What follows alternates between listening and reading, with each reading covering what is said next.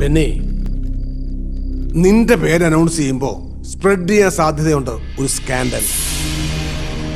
Kottayam medical college student ഒരു പെങ്കൊച്ച് suicide ചെയ്തത് അതിനോട് നിന്റെ പേര് കണക്റ്റഡ് ആയിട്ട്.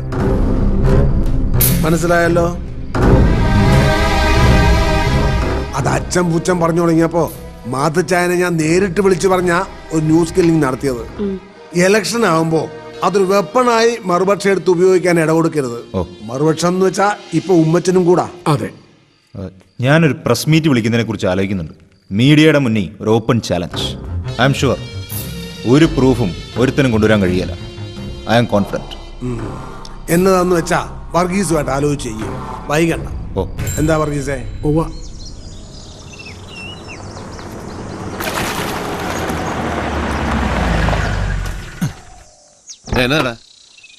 ഇരി, ഞാനിപ്പോ വരാം.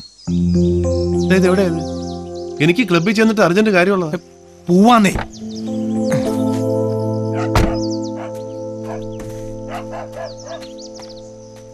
പെങ്ങളെ, ബൈജു എന്തിയേ? കാലത്തെ പോയായിരുന്നു. കാലത്താ? അവന്റെ പരോള് തീരുന്ന നാളല്ലയോ? എനിക്കറിയാൻ മേല. പോയി.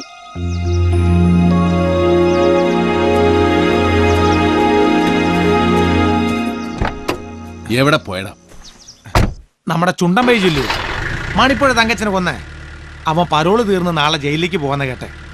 എനിക്കൊരു മരുന്ന് അച്ചായന്റെ അപ്പച്ചന് കൊടുത്തേക്കണ്ടായിരുന്നു. നാളെ പരോള് തീരുന്നവൻ ഇന്നേ മുങ്ങിയത് എന്തിന്? അവന് ജയിലിലെ മീൽസ് അത്രയ്ക്ക് പിടിച്ചു കാണും. നീ വണ്ടി എടുക്കടാ പോപ്പ.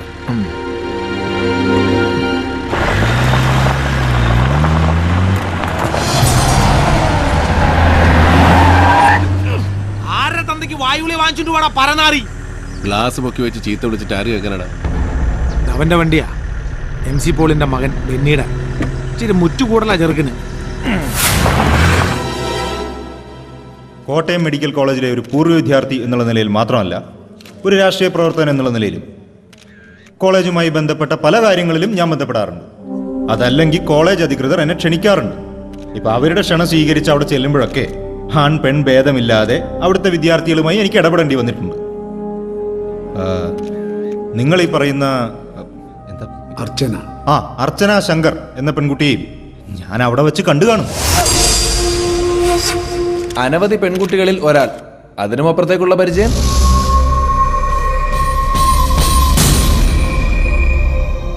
സുഹൃത്തെ, ഈ ചോദ്യവും ഒരു മാധ്യമ പ്രവർത്തകന്റെ ജിജ്ഞാസയും, കേൾക്കാൻ ആഗ്രഹിക്കുന്ന ഒരു ഉത്തരം, അതല്ലെങ്കിൽ പറയുന്ന മറുപടിയിൽ നിന്ന് വേണ്ട മറുപടി ഉണ്ടാക്കിയെടുക്കാനുള്ള നിങ്ങളുടെ ഈ സ്കിൽ, ഒരു പൊതുപ്രവർത്തകന്റെ ജീവിതം ഇത്തരത്തിലുള്ള ചെളിവാരിയറിയലുകളൊക്കെ സഹിക്കാൻ ബാധ്യസ്ഥമാണ്. പക്ഷേ മരിച്ചുപോയ ഒരു പാവം പെൺകുട്ടിയെ കുഴിമാടത്തിൽ നിന്ന് പുറത്തെടുത്ത് അപമാനിക്കുന്നതിനെ അത് ഉപകരിക്കത്തുള്ളൂ. And I repeat, I don't know that girl personally.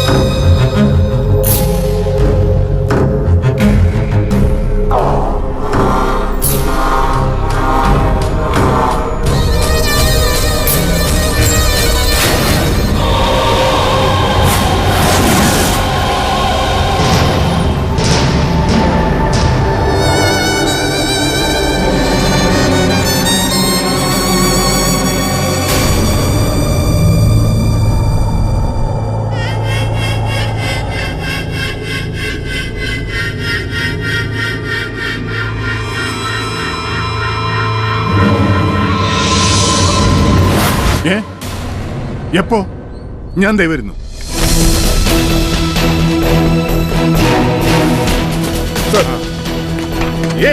Follow me. Sir.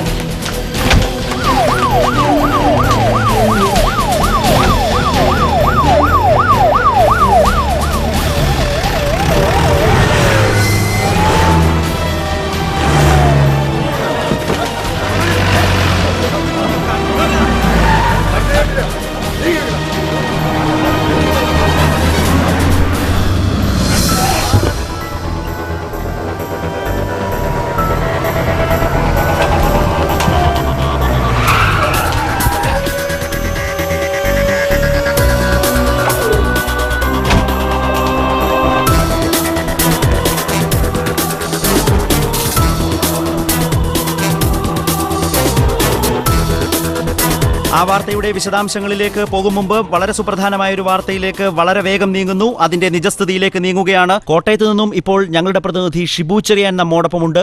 Hello hello Sarath, കേൾക്കുന്നില്ല? ഹലോ ഷിബു, കേൾക്കാമോ?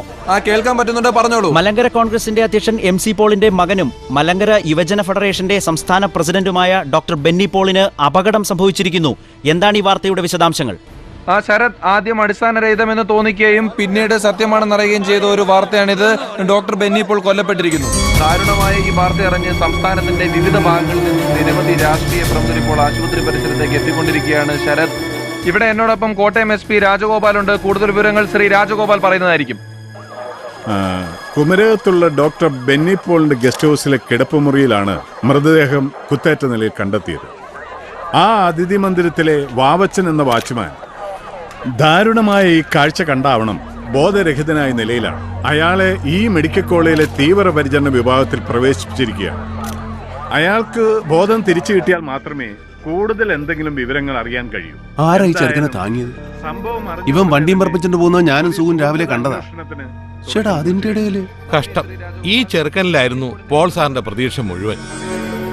അണ്ടർ ട്രെയിനിങ്ങിലായിരുന്നു പയ്യൻ. കുഞ്ഞച്ചോ, ഓ ഒന്ന് പോണല്ലോ പാലായിക്ക്. എന്നാ ഓരോന്ന് പറ. മരിപ്പിന് പോകുമ്പോ അങ്ങനെ ഉണ്ട്. ഓ ശ്രീ MC പോളിന്റെ പുത്രനാണ്.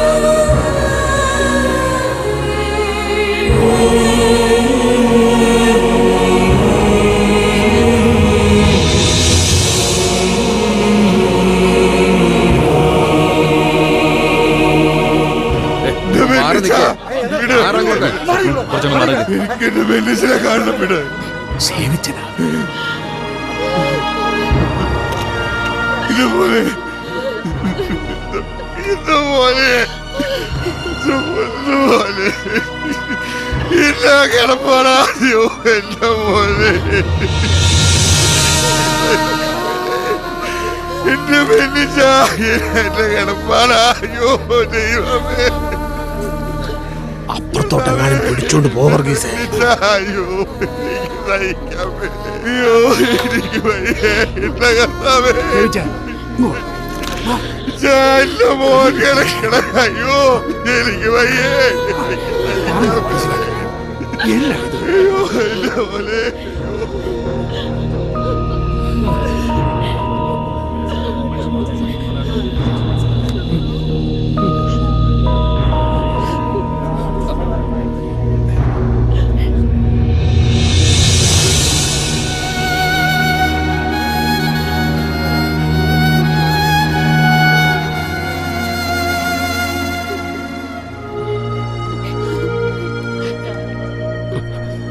തൃശ്ശൂരായിരുന്നു സാറേ, അതാ ലേറ്റായത്. ഇരിക്ക.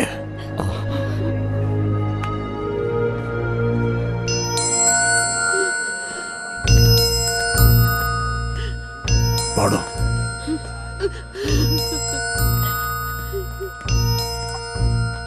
കഥ കടച്ചേക്ക.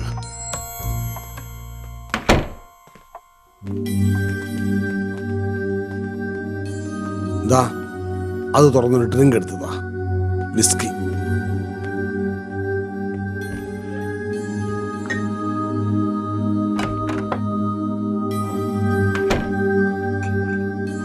ആ, ഞാൻ വന്നേക്കാം. താൻ കഥകിന്റെ പുറത്ത് കാണണം. ഉവ്വ.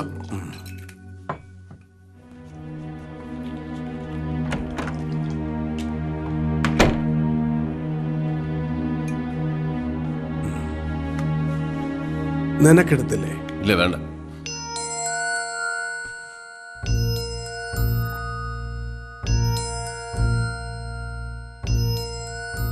ഈ കിട്ടിയത് പാപത്തിന്റെ ശമ്പളമാണല്ലേ. അത്ര വലിയ പാപമൊന്നും ഞാൻ ജീവിതത്തിൽ ചെയ്തിട്ടില്ല.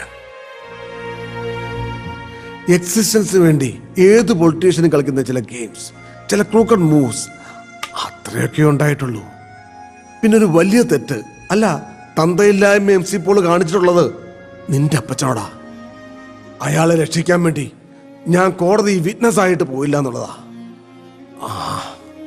ചെയ്തതിന്റെ തൂക്കത്തിലാവില്ലല്ലോ ശിക്ഷ. കർത്താവ് തമ്പുരാന്റെ കോടതിയിൽ ഇങ്ങനെ ആയിരിക്കും തീർപ്പ്.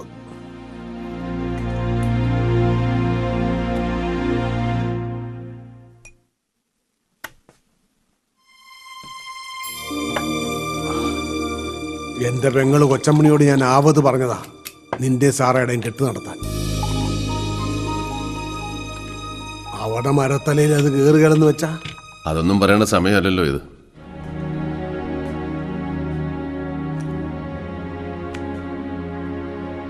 ബെന്നി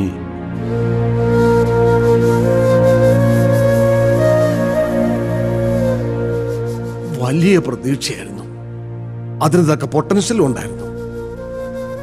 ഇത്രയും നാളത്തെ അധ്വാനം മുഴുവൻ ഏൽപ്പിക്കാൻ പോന്നവനായിരുന്നു. അതാ പുറത്ത് ആ കണ്ണാടിക്കൂട്ടിൽ.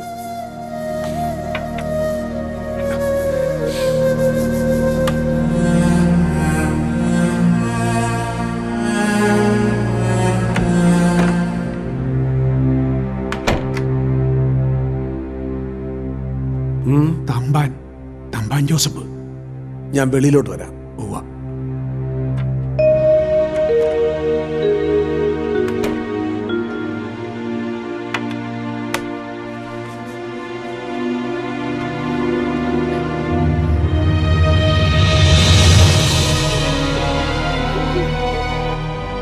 പ്രോത്സാഹനത്തുണ്ട്.